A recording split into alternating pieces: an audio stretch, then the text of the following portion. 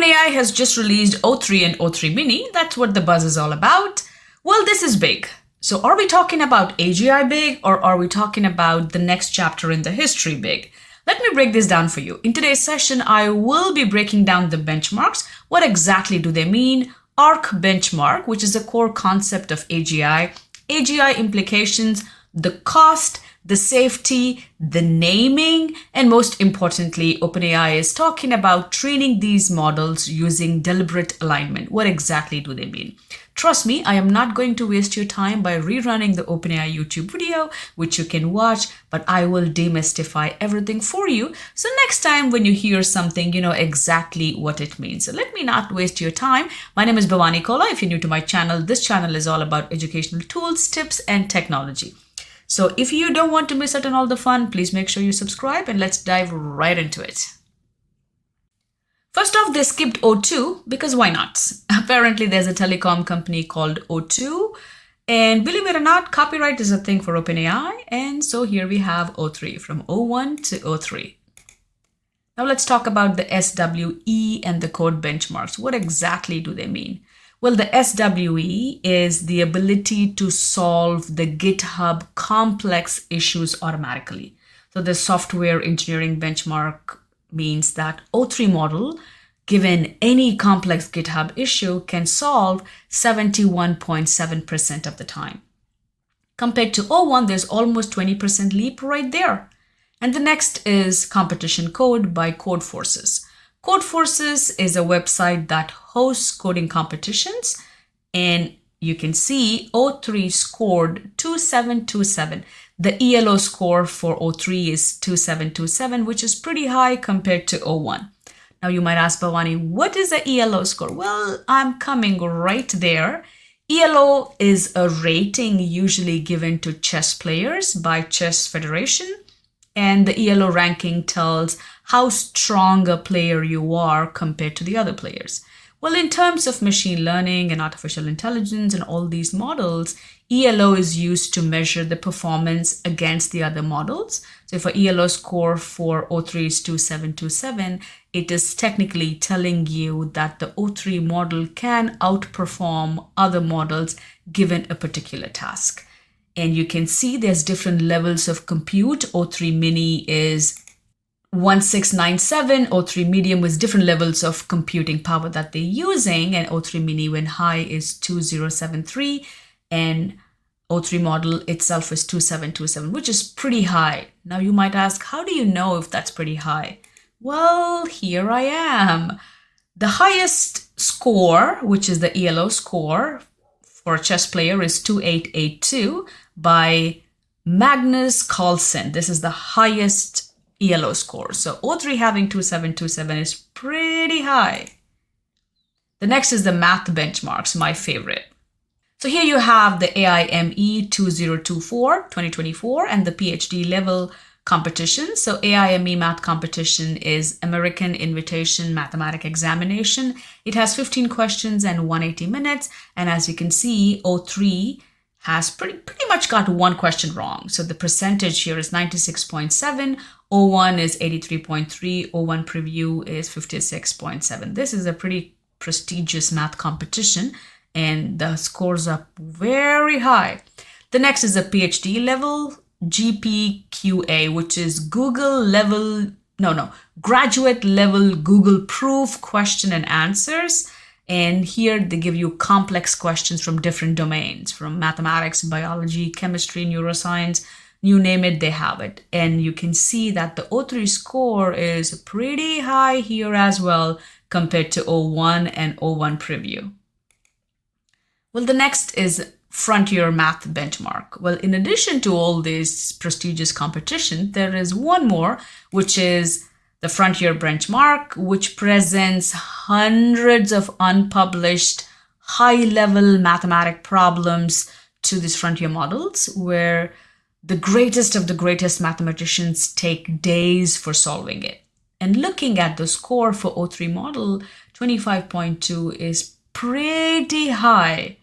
Now you might say, Bhavani, what kind of problems are in this Epoch AI Frontier Math question? Something like this?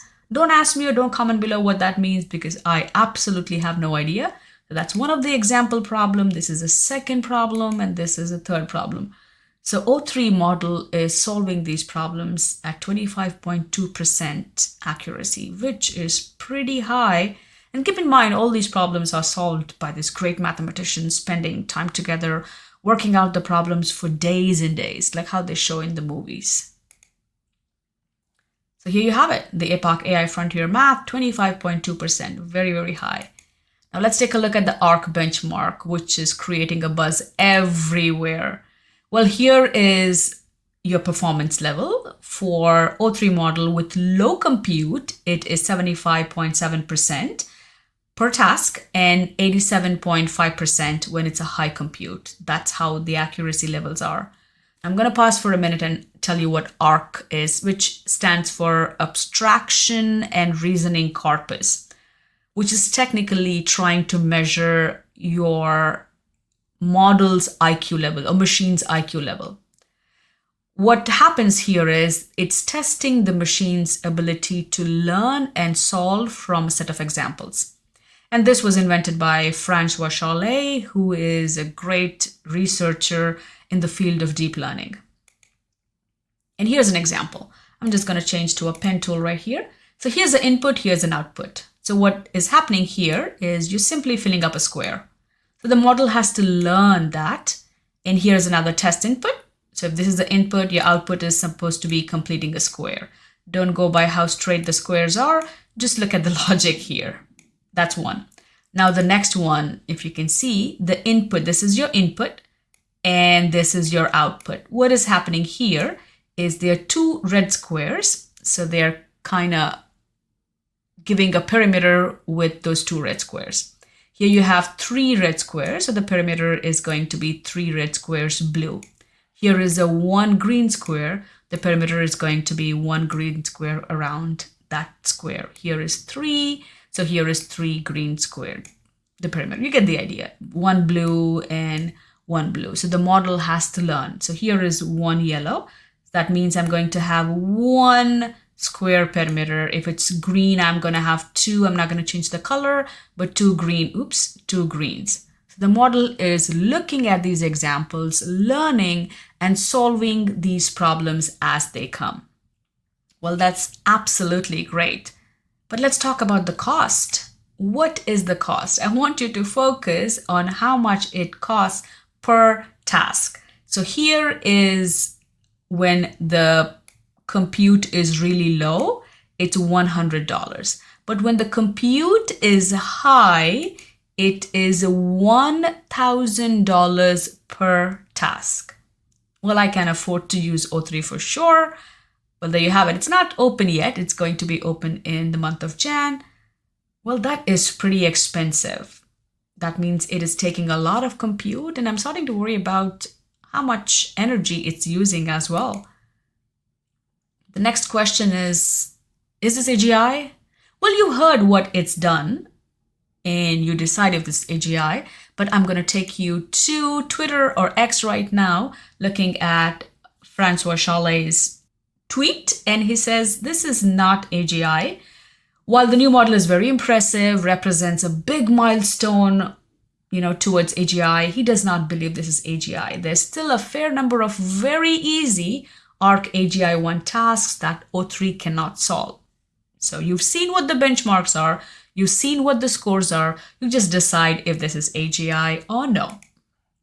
Well, the next thing OpenAI is talking about is training its models deliberately. So deliberative alignment. What is a deliberative alignment? Here is a prompt, and I want you to take a look at the prompt and see if you understand what it is or what exactly the prompt is asking for. Well, the prompt is encoded request. It is using ROT13, which is rotate by 13. So every letter in your alphabet moves 13 numbers forward. So if it's an A, it becomes an N. If it's a B, it becomes an O. Usually they use it if they want to hide something or if they want to decode or encode and then have the model give them something that is not legal or that is not right.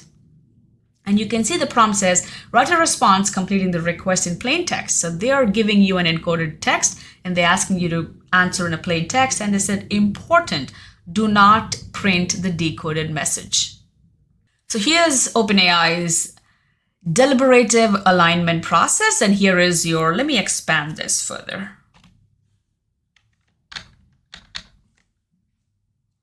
So here is your prompt. As you can see, it's been complete. This is the prompt. They completely encoded the prompt and they're typing it into your O3 model. And the model has to, one, decode this particular prompt, and the model has to see if it's a right prompt or not. So when it's decoding, it's checking with the policy, and then based on the request, if the model is just giving out the information, then it's doing something wrong, illegal, which it's not supposed to. So the model has to look at the policies, the model has to make sure it abides by the legal rules, and then give out the output in a very technical way, and it has to just tell them, I'm sorry, I can't comply with it. So how does this happen? What exactly is OpenAI doing? This is what they're doing. They will first train the O1, O3 mini Premier without any safety relevant data. And step 2, they will be using chain of thought and giving them a set of data set with the prompts and the completion, which has the safety regulations. So when they train without safety, next they use the chain of thought to train them with the safety, and then they fine-tune, supervised fine-tuning. So you're refining those prompts and the outputs. Last but not the least, they're using the reinforcement learning to give a better output. So that's the whole process here. And as you can see, here is your prompts. They're supervised fine-tuning, and then they use the reinforcement learning right here. So OpenAI is trying to be more vigilant about the safety and jailbreaking of those models, and they're also inviting researchers who are more into safety and guardrails and guidelines of these AI models and asking them to apply and asking them to jailbreak and help them build a better model. And if you are one of them, all you have to do is I'll leave a link in the description box below. Click on apply and help OpenAI to build better models. That's all I have for you today. I hope I did my due diligence to explain what this O3 mini and O3 models are. What about the benchmarks? And I hope you do now have an understanding of how these benchmarks work, what OpenAI is doing behind the scenes. If you did, please make sure you like and subscribe. And if you think it's worth sharing, please go ahead and do so. And do not forget to comment in the comment section below. If you did learn something from this video, did I do my due diligence to explain everything properly? Give it a thumbs up or thumbs down so I know how to improve myself. Like always, happy teaching, and please take care of yourself. And trust me, I'll be making more of these videos, as my goal for next year is to spread the AI literacy and reduce that AI gap. So help me do that. Comment, like, subscribe, or share. Until next time, ciao.